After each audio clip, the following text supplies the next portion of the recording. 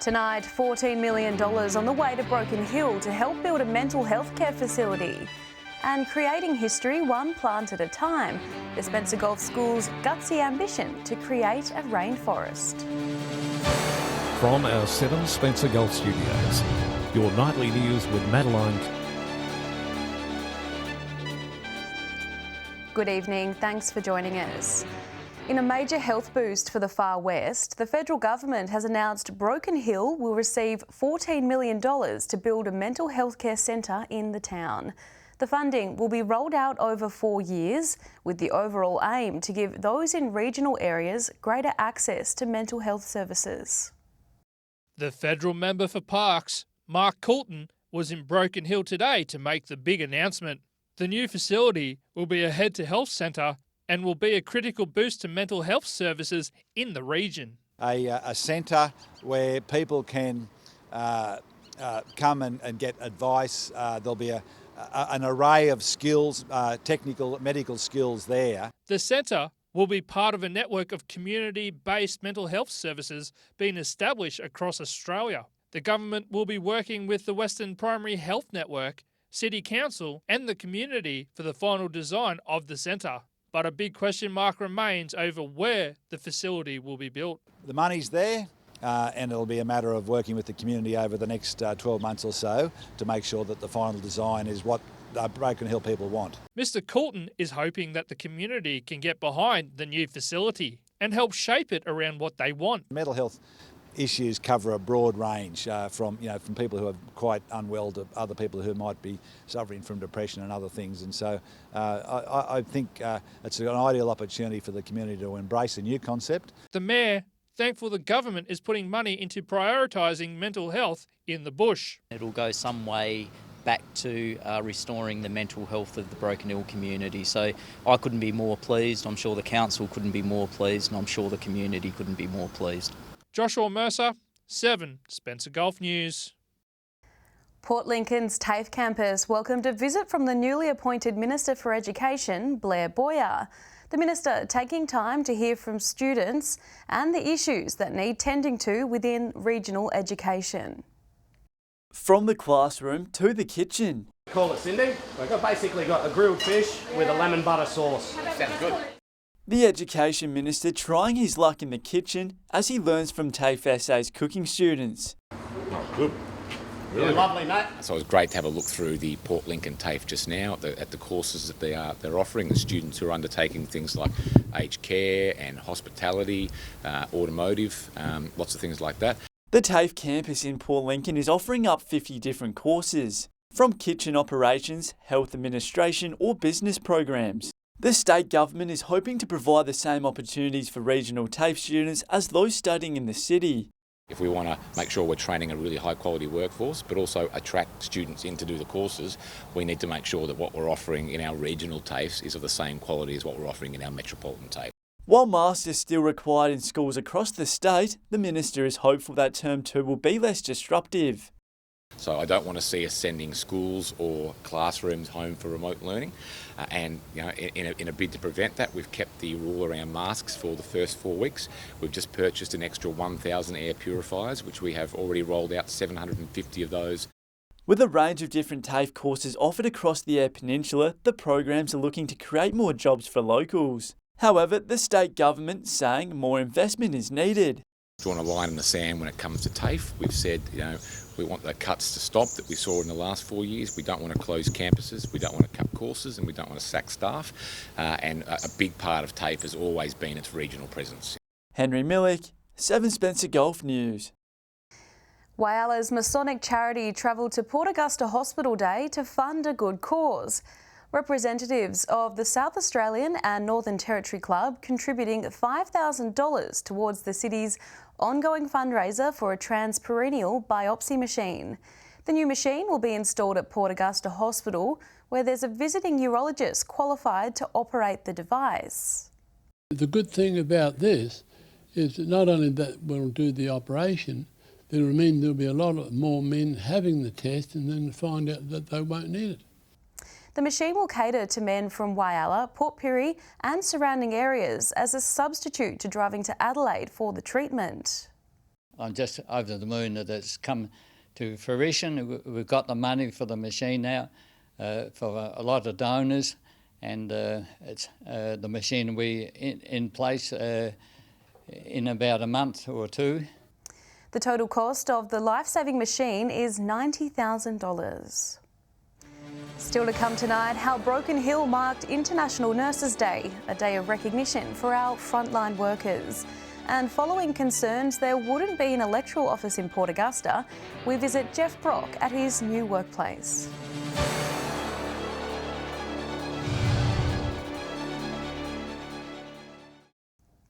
Welcome back to 7 Spencer Golf News. Nurses are being celebrated across the world today, with some workplaces honouring our frontline workers by wearing vintage uniforms or hosting an afternoon tea. 2 nurses from Broken Hill Royal Flying Doctors Service spoke to our reporter Josh Mercer about what International Nurses Day means to them. The theme for International Nurses Day this year is a voice to lead. Local nurses in Broken Hill doing just that over the past 2 years. Not just living through, but working in the front line of a global pandemic. I've been reflecting on some great nursing mentors that I've had over the years, and in supporting and encouraging me, and I hope to do the same for other nurses. Carol has been a nurse for over 20 years.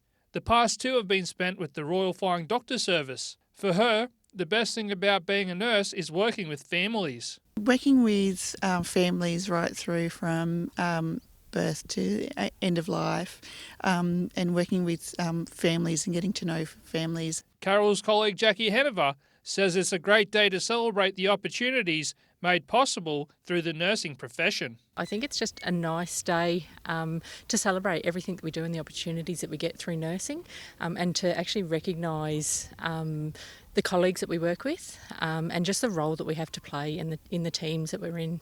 Jackie has worked with the RFDS in a number of different roles and has enjoyed being able to move into those roles and not limit herself or her abilities. And for me, I think it's great because I just get to see the opportunities that everyone's out there, and that's what I enjoy about nursing is you're not set in one area, and every specialty of nursing has an impact on people in a different ways. Being a nurse for over 20 years, Jackie is thanking the Far West community for its role in supporting her career. I think it's just kind of a thank you to the public to letting us as nurses get that little bit of glimpse into what they go through and allowing us to actually go through and support them and be part of their healthcare journey.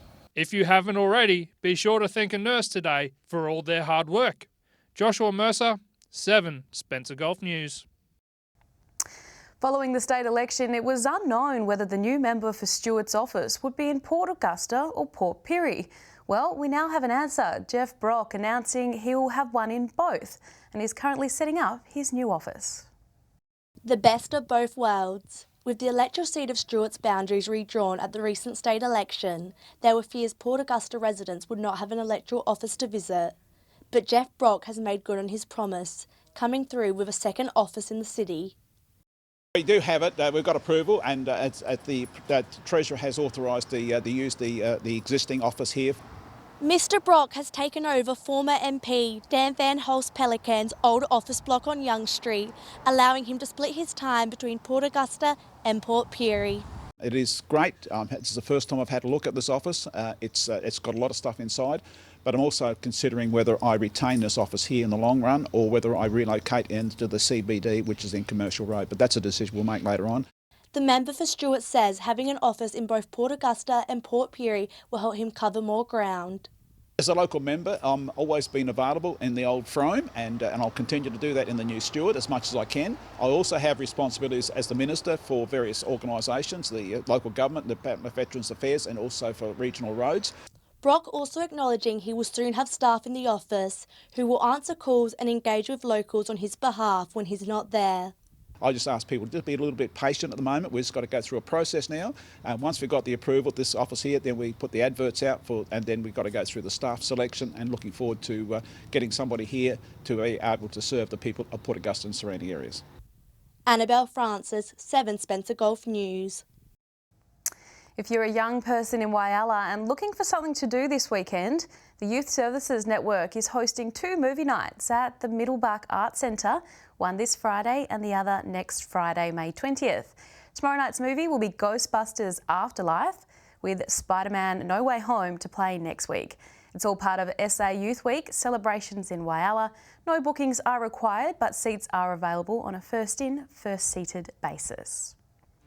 Stay with us after the break. The Spencer Gulf school students doing their bit for the environment after taking some inspiration from overseas. And 2 premiership players from the Adelaide Crows women's team make their way to Port Lincoln with some precious cargo in tow.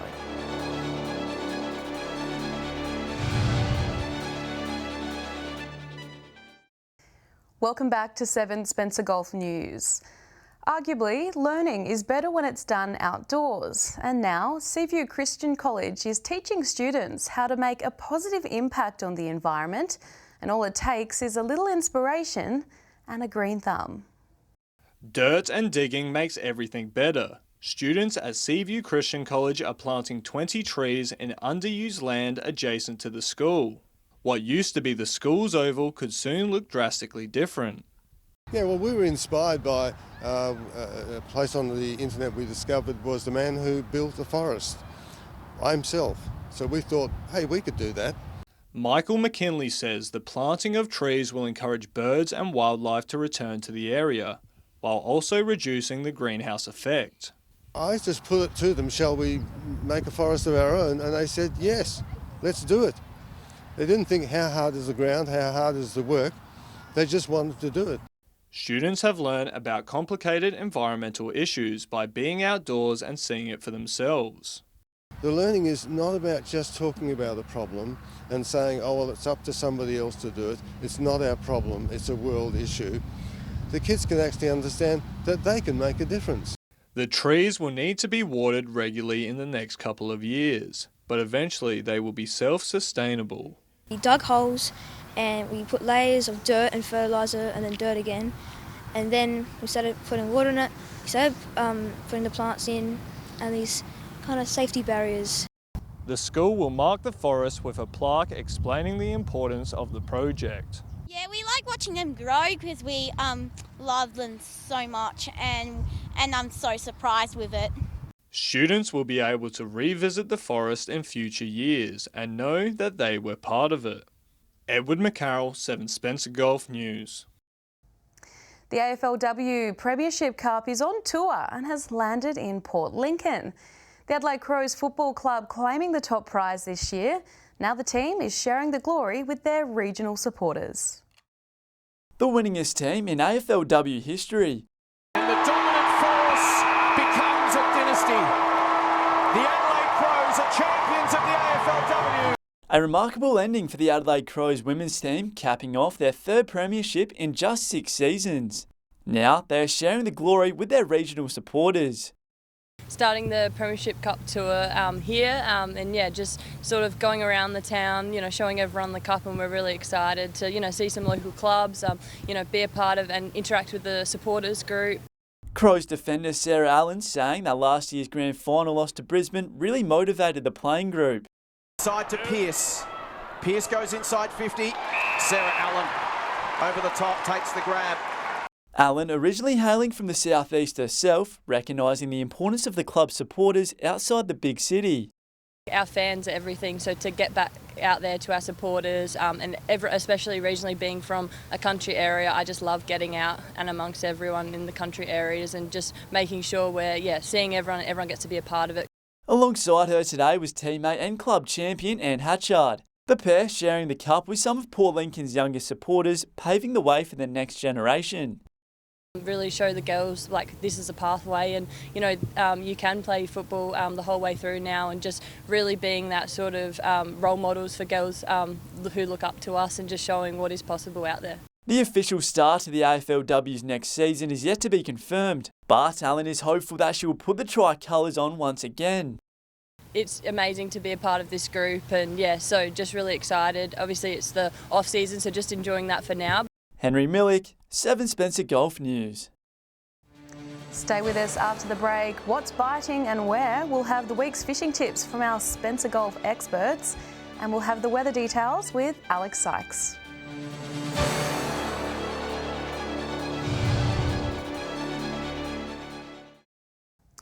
Welcome back to 7 Spencer Golf News. Time now to take a look at the Thursday fishing tips from the Eyre Peninsula right up to Port Augusta. Let's kick things off with Jamie Crawford in Port Lincoln. G'day and welcome to Fishing Tips in Port Lincoln. There's been quite a few salmon caught locally, so some fish have been caught off of the main wharf, mainly a half-kilo trout, and also around by the BHP loading wharf, the old disused jetty around in Proper Bay. Those fish have been up around a kilo. Also in Proper Bay there's been quite a few squid caught, especially through the shallower margins of the bay, and there's been some really good sized squid caught down the passage, especially down towards Taylor's Landing. There's been some nice sized blue morwong caught down the passage as well, quite a few fish, with some fish up around 80 centimetres. Moving over the other side to Coffin Bay, there's been quite a few whiting out around the farm beach grounds, but a lot of small fish, and there are trumpeters out there as well, so most crews are shifting around a bit to find the fish. There's also a few garfish and some nice size flathead mixed in with the whiting. Well, that's all for fishing tips this week. We'll see you again with more tips next week. G'day and welcome to this week's fishing tips from Port Augusta, Jewel of the North. Well, a little bit windy at the moment, but it tends to die out at night. So that half an hour drift along the front of the shacks there for squid, you get really good catches along there. And also when it's nice and calm, go out and try and dab for garfish as well. Some good catches of Tommy Ruffs up in the mangroves and that on the high tides in the morning, and also salmon around the creek entrances. King George whiting can be caught, but they not taking the bait real hard at the moment, but they still can be caught, and quite good sizes as well. People are picking up the odd flathead. That's all we have from the Jewel of the North. Time now to take a look at what's happening in the weather with Alex Sykes. Alex, welcome back. How's the weekend looking? Good evening, Maddie. It's great to be back. Unfortunately, I don't have good news on our weekend forecast, with Saturday looking particularly wet, but slightly better on Sunday. I'll have more detail on that in just a moment. Let's first take a closer look at today's conditions. From 3 p.m, while it was partly cloudy and 18, Port Pirie had morning fog with 19, and Woodner got to 22 degrees. Cooper Pedy was sunny and also reached 22. Port Lincoln, Kadina and Cleve were all 20 degrees. Broken Hill had morning fog with 16 there. Taking a look at the satellite image now, cloud over South Australia's east, associated with a weak low. Pressure trough is not bringing any rain. Cloud pushing into the far west ahead of an approaching front is also not bringing any rain. High pressure is keeping conditions mostly clear elsewhere. A marine wind warning remains current for the region as well. Moving on to tomorrow's weather outlook now, and we'll start with the Gulf waters. Variable winds about 10 knots, seas below a metre, and south to southwesterly swells also below a metre. Partly cloudy conditions expected in parts tomorrow. Port Lincoln and Cleve are both set to reach 23 degrees. Woodner will get to a high of 24, while at 23, Port Augusta with a max of 25 degrees there, and Kadina will be 22. Port Pirie is set to reach 24, Clare 21, and Broken Hill will have a possible shower and get to a high of 20 degrees. Taking a look further through the week now, as mentioned earlier, those showers are forecast for Saturday. Port Pirie, Port Augusta and Whyalla all to reach 23. Cooper Pedy with a max of 24, Woodner 22, partly cloudy across the border with 21 degrees in Broken Hill. Clearing up a little by Sunday, possible showers in Port Pirie, Kadina and Broken Hill. Port Lincoln will have a shower or two and reach 21, but mostly sunny in Whyalla, also 21. Similar conditions in Port Augusta with 22. A look at Monday now, with partly cloudy conditions expected. Kadina and Adelaide still with a possible chance of showers, both 19. Port Lincoln and Whyalla also to reach 19. Port Augusta and Woodner both 21. It'll be mostly sunny in Broken Hill with 18, and Port Pirie will get to a high of 20 degrees. Let's hope those mainly fine conditions continue for the rest of next week, Maddie. And that's all the weather from me for tonight. It's back to you. Thanks for that, Alex. It's nice to have you back in the studio. And that's the local news this Thursday. I'm Madeline Kerr. Thanks for joining us. I'll have updates a little later, but until then, enjoy your evening. Good night.